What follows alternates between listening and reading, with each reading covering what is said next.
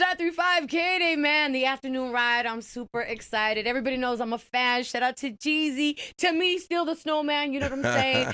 We got you in the studio. What up, though? What's happening? Yo, for reals, really quick. Aside Yeah. from everything, it's an honor.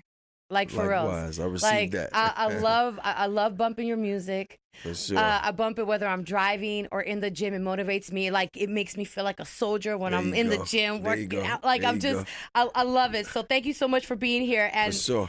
We are so excited. Adversity for Sale, you gotta believe. Yes, my first published book comes out August 8th. That's 8/8.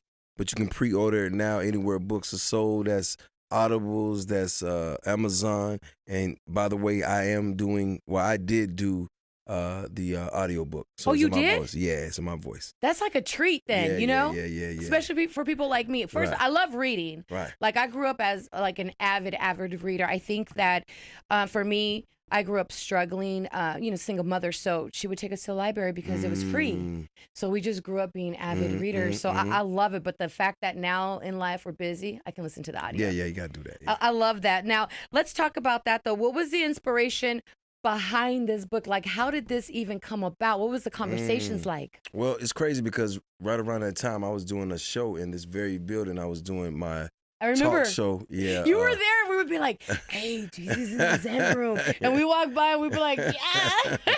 I was doing my show, Worth the Conversation. And during that time, it was like when the pandemic had happened. And I just had a lot of free time. I was like, you know what? Let me just sit down and put my thoughts together. I reached out to my guy and we just got in together and just started the process. And it just went from there, and I just kind of went back and recanted a lot of stuff I went through, and it was just, it was just therapeutic. It was dope because it was like I was thinking about stories that happened to me when I was young. I haven't thought about that stuff like in but did years. you have to prep family? Because some of these stories involve family. Yeah, I don't think so because everybody knew what it was with me, and everybody was a part of just a part of that process. So I think I think we all understood that, we all had some things. Is it overwhelming to write a book? Because I would think it would be a lot different than writing a song. Yeah, well, the thing about a song is like you got 3 minutes to tell a story, right? And with a book, you got unlimited pages to really dive in and talk about that scene. Yeah, so it was that. What kind of message, like, for somebody like me, first of all, you have so many fans out here on the West, but what kind of message do you want this book to leave on us, Okay, because it's about adversity for Sale, and my message in this book is, you learn through your losses. And every loss I took, which you'll read in this book, I learned something that prepared me for the next obstacle.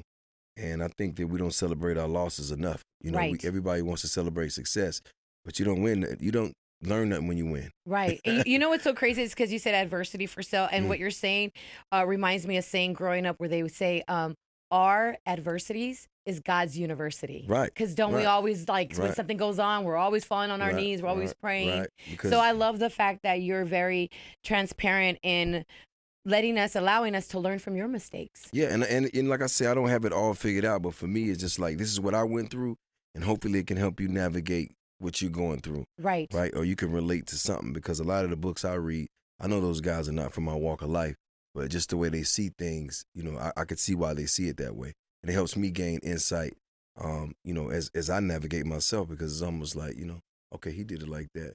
What happened with him? Like, and you would think that everybody's struggles are the same. Right. But it gets deep. It does. You think some people, you think you did something until you meet somebody that came in as a refugee, or, you know what I mean? Yeah. And you're like, man, I have it easy. I need to be thankful for what I have. Right.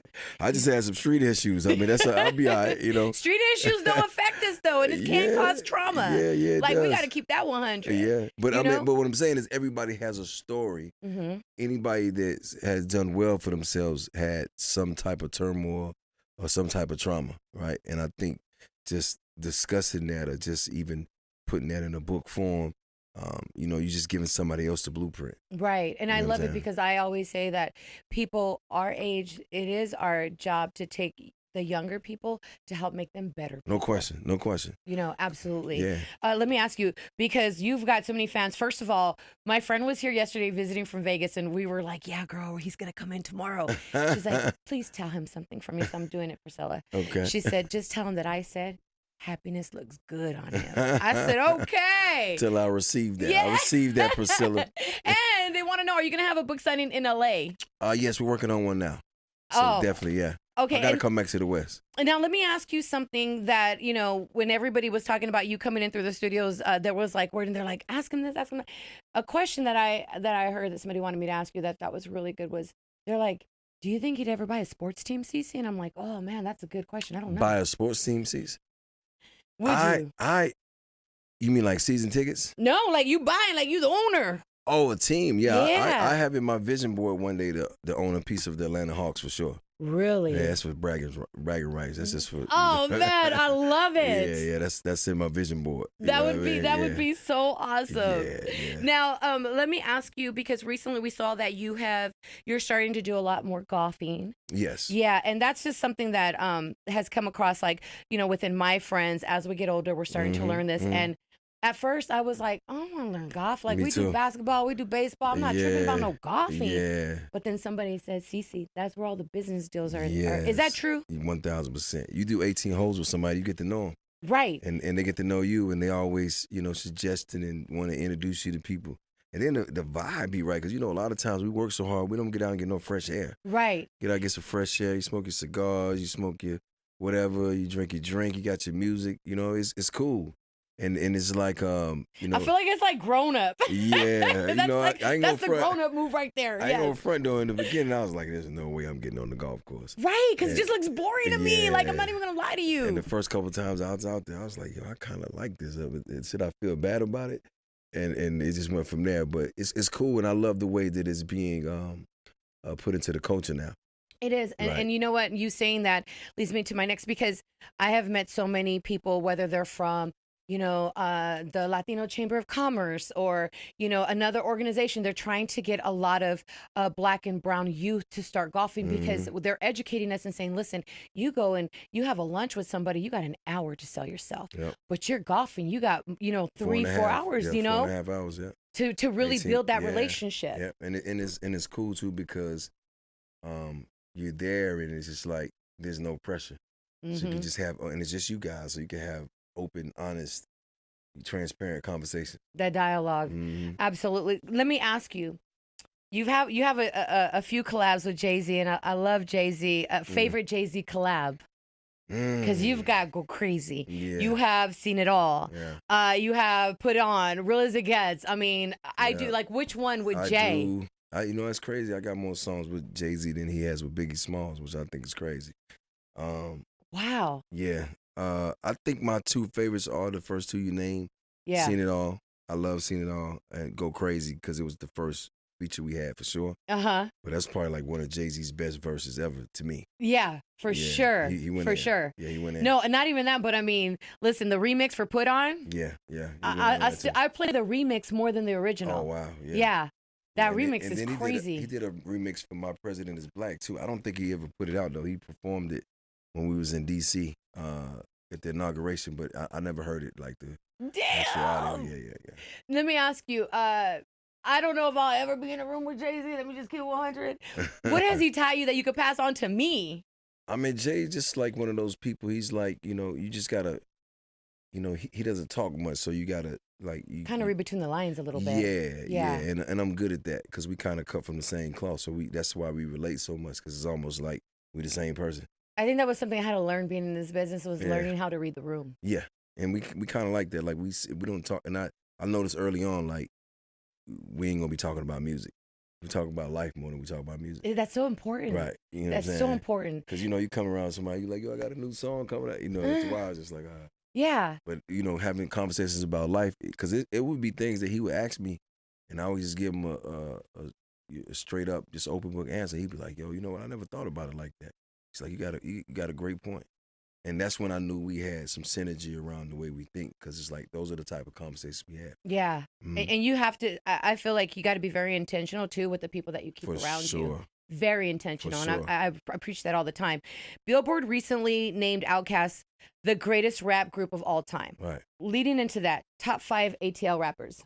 Top 5 ATL rappers, I would have to say Andre, for sure. Killer Mike is cold. A lot of people sleep on Killer Mike. Tip is in there. Luda, for sure. I always say Luda. Yeah, Luda for Luda's sure. so dope with the way his flow is. And I mean, you know, I got to put myself in there. Yeah, hey, there we got to, right? Come gotta on. do that, you know. Now, I always go on live, and one thing about me is that, JayZ, you know, I come from, you know, the struggle. You know, my family's born and raised in Compton. This is where we come from. LA's our home.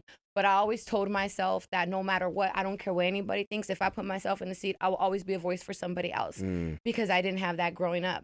So I go on live and I do ask my listeners, I'm like, I know you're fans and you probably won't be able, you're not privileged to sit here, but let me ask something for you. I am. So at Mason King _23 said, please ask him what is his favorite collab. My favorite collab that I've done. Wow. Favorite as in what I like. Your favorite of all. Yeah, he wants to know your favorite. That's a hard one. Wow. I'm gonna be my favorite song is the Shorty Low They Know remix. Really? Because of it's something about when I heard it, I'm just like, who gave you the idea to do this, right? Because it's like the horns on it are like, you know that anywhere. Yes. Right? And I just remember writing that verse, but as far as favorite record, but probably favorite feature that I got in and work with somebody was probably Go Crazy with Jay. Go Crazy. Yeah, man. Because it was a big deal, and you know, he didn't just agree to do it. It took some time for me and him to build a relationship. Oh, okay. Because I asked him, and he was like, let me think about it. You know, and we hung out for a while, and we kept hanging, and one day I was over hanging out with him at the Waldorf, and he goes, I'm going to do it, by the way. You're like, okay. Yeah, right. And then you walked by, you're like, yeah. I got outside, I was like, they said he wasn't going to do it. Yeah. He's going to do it. I got one of our listeners at Joe and What, he said, please ask him what he likes most about LA. And I'm like, besides the tacos, like, come on, let me know. I love the weather. I love the weather. I love the atmosphere. I think that, you know, I'm a little jealous when I have to go to other states because it's just like the sun is always out. There's always some palm trees going. You can go to, you know, anywhere. Dozens of beaches, you know what I'm saying? And it's just like you can move around LA and be in 5 different pockets and not see anyone if you don't want to. No, and I just feel like LA is just so laid back, you know? Yeah. It's really good vibes.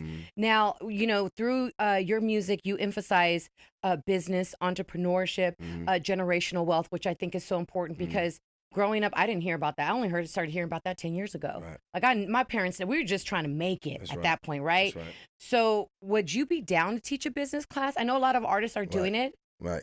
I mean, for me, I would love to bring in the people that I respect to and to you know just put it together and just oversee it and chime in wherever I feel, because I think the caveat is that a lot of these business people they speak over your head, right? And I think that I'm the translator. I can get the information and then I can you know, spit it back out and people can understand it. And I think that's important because growing up, that's why I really got involved in the community was through Tupac. Because I could see, you know, I could watch what I see on television, but it just wasn't sitting with me. But then when I see him and he's speaking it and he's bringing it to my level, you know, where I could understand it, it made sense to me. So I know we was cool. Yeah, we're right here. Yeah, we're right here. Pac had a lot to do with why I even took this path. You know what I'm saying? Like, he was the only person that I ever seen that had morals and values. Like, my uncles didn't have that.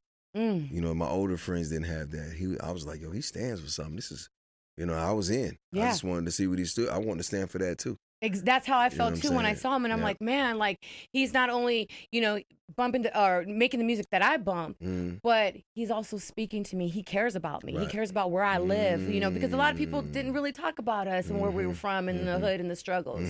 So I love the fact that if you do teach a business class, I know you can reach the younger generation. And I feel like it's my obligation. That's my purpose in life, and I talk about that a lot in the book.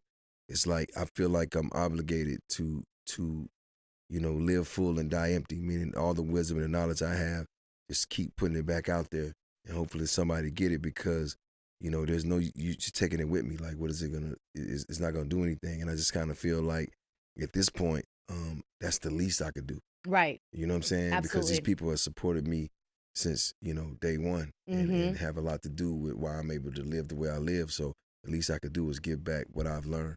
I You know what I'm love saying? I love that, and I really feel like strongly about that. That's why I do a lot for the community, and that's why I'm honored, because you're just not another artist. You're somebody with substance. You're somebody that has something to say, somebody that really cares about the community. You come from where we come from, Right. you know.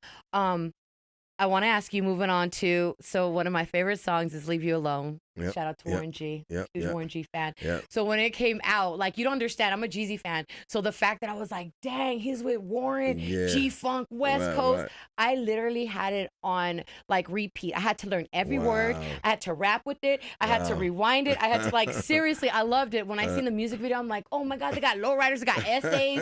It was just so, it was so LA. Yep. Like, are you ever gonna work with him again on doing some future projects? I love Warren. Warren is like one of my favorite producers, and I've always been a fan of his music. G-Funk was crazy, that whole era, even when he had like the Twins and all those guys.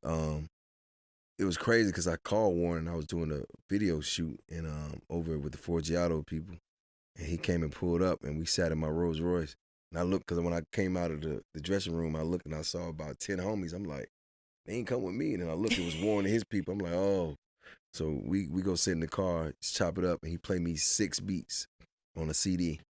And the last one he played, I said, play it again. And that was Leave You Alone. I said, oh, I got this. And in my mind, I already heard what it was going to be. So I said, when I get it back to you, it's going to be a #1. He was like, all right, whatever. So I got on the plane. I called Neo when I was getting on the flight. And when I landed, I went straight to his studio. And he had people in the room. So I was like, I had to tell him what I wanted, because I knew the idea for the song. Right. But that means I had to sing in front of all these people. So Yeah. so I'm like, she gotta leave you alone. And he was just like, he was looking at me and everybody was looking. I was like, damn, maybe I should ask him to come in the hallway. He's like, no, you can tell me. So I'm singing to Neo the hook. Oh my God. Right. If And, this isn't a vision. Right. So I'm singing to Neo the hook. And then he's like, I got it. And of course, he put his own twist to it. And when he sent it back, I was like, this is it. Damn. This is it. And I called Warren. I said, man, I think we got one. Yeah. And then I called Taj, and I was like, I just want to do a video that's just so different. And he's like, I think I got it. And we went over, he had me pull up in the hood, had the SA homies, the lowriders. Yes. It was like a West Side love story, because it was like, Yes. this girl and her culture. I love the video. Yeah, it was dope. I was like, man, this is so dope. The dad and mom didn't like me. That sounds familiar. But when they're dragging the girl out of the house, I'm like, this is so LA. Right. This is so LA. Right. No, dope. Shout out to Taj. That was one of the best videos ever. Man, It's like well, a listen, mini movie, yeah. I'm cheerleading you and Warren G in the studio again soon. Yeah. Let's Get at manifest me, that. Warren. Get at me, Warren. And I just so the record, DJ Quick and and Warren G are two of the best that ever done it. When it comes to producing. Ever. And Daz Dillinger is up in there too. Oh yeah. Yeah. I feel like Daz is so legendary, so humble. People would be, I think sometimes he gets overlooked because he's so humble and he's just a cool ass dude. Daz is a family here. And he's smart too, by the way. Very smart. Yeah, he's smart. And guy. he has a big heart. Yeah, Mhm. I'll say that about Daz. Listen, in 25 days, it's coming out. Make sure you guys grab it. Adversity for Sale. You gotta believe. Yeah. JayZ. And of course, I already know he's gonna be doing a book signing here in LA somewhere. We gotta do it. Absolutely, man. For sure. I appreciate you for reals. Appreciate This you. is one of the dopest interviews ever. And you know what's crazy is that we had a street team member the other day come in and was like, see, have you ever been nervous doing an interview? And I'm like, no, dog, I do this. This is what I do. I was nervous today. Yes, I was. Thank you, I have to say it and be honest, because Thank you, you are sis. one of my favorite. I love just your swag and how you stand. It's dope, man, for reals. I received that.